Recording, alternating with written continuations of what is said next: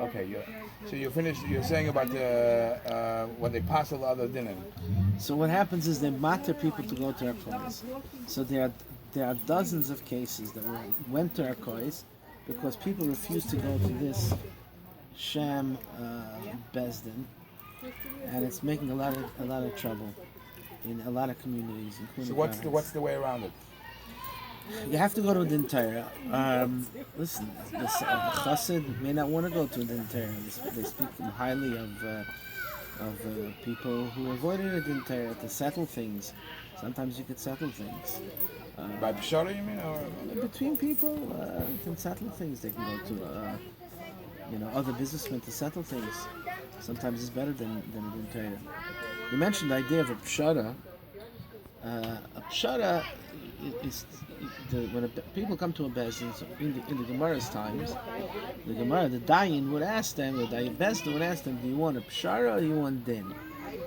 And pshara means to make some kind of a compromise between the two. What do you want? The halacha. You're 100% right and you're 100% wrong. Now, in today's Batei Din, when they sign up the Shtar Boydedus, or the Shtar the Makabal Psak of the Bezdin, so they sign up that either Lafasher or Ladun.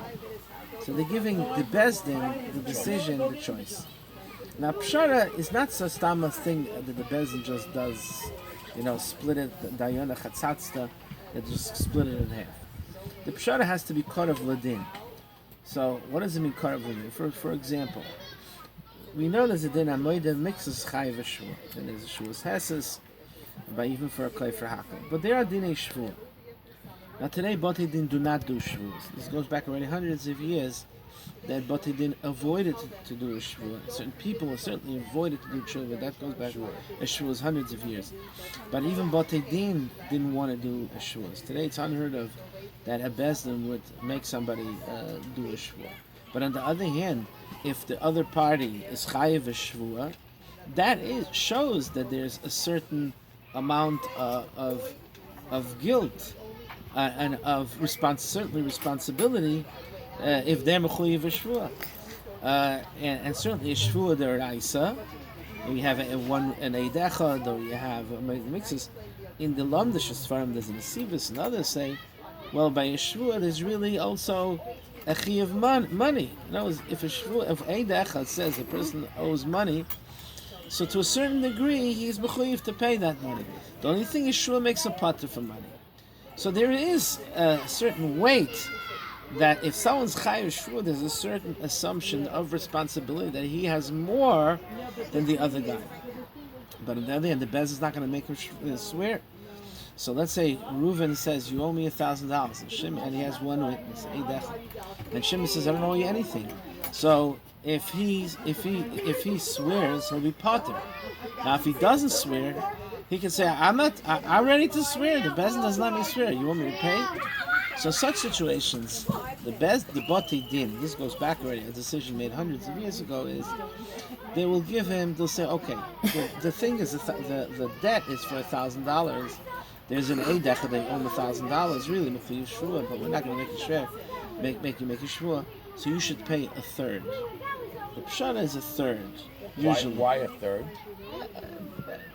This is a call, I guess, that the Achrayim made to go a third. Maybe sure that some make a difference in the shur the Raisa and the shur the Rabbanan. For sure the Raisa will make you more, but this is an example of how pshara works.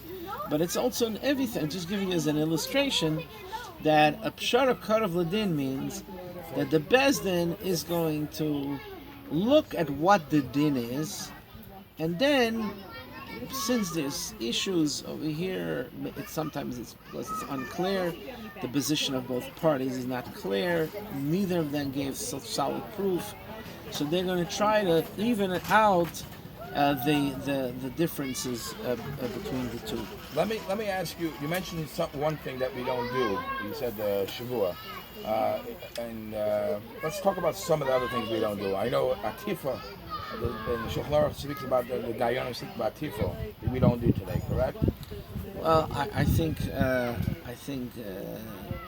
atifa could be also wearing a hat. Yeah, but tifo talis we don't do. I didn't see doesn't do the talis. There's a Oira Chaim HaKadosh he brings of a certain dayan that covered with the talis, he covered his eyes, and he wouldn't want to look at the Bali Hadin. Right. But he wanted to hear them without seeing who they are. And then you mentioned that very seldom even Hilchas Eidim comes up, correct? Because Eidos, I don't see so powerful as an issue in Choshen Mishpat, because today, you know, the Eidos is accepted as Be'eni Hadayin, that they believe and they don't believe him. If you really speak fundamentally, if you're really depending on an Eid, has to be a Yerushalayim, he has to be a Shemer Shabbos. A lot of the Teres people are bringing Eidim which are not necessarily so independent, or they're not Shemer Shabbos, or they're not Yerushalayim. You know, there's an Avnei Nezer. It's brought in on the Kitzur Shulchan Aruch, the Sefer Chaysin Yeshua, something. Yeah. So in the back he brings that the Avnei Nezer, when he was Masada Kedushin, didn't want a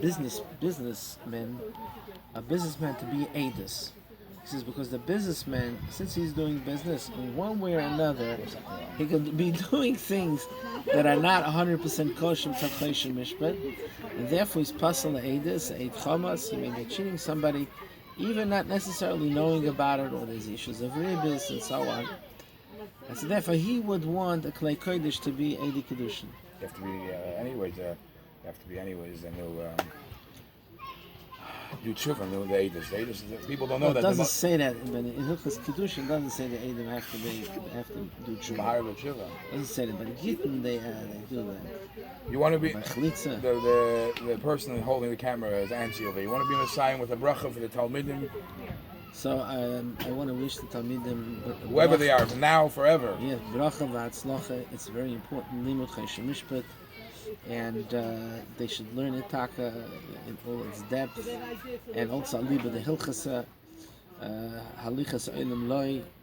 Halacha is it's a special area of limud, and as I said before, you knowing halacha and Choshen Mishpat, even if you know where to look up things, because you learned it once, you'll be able to be in a position to explain other balabatim.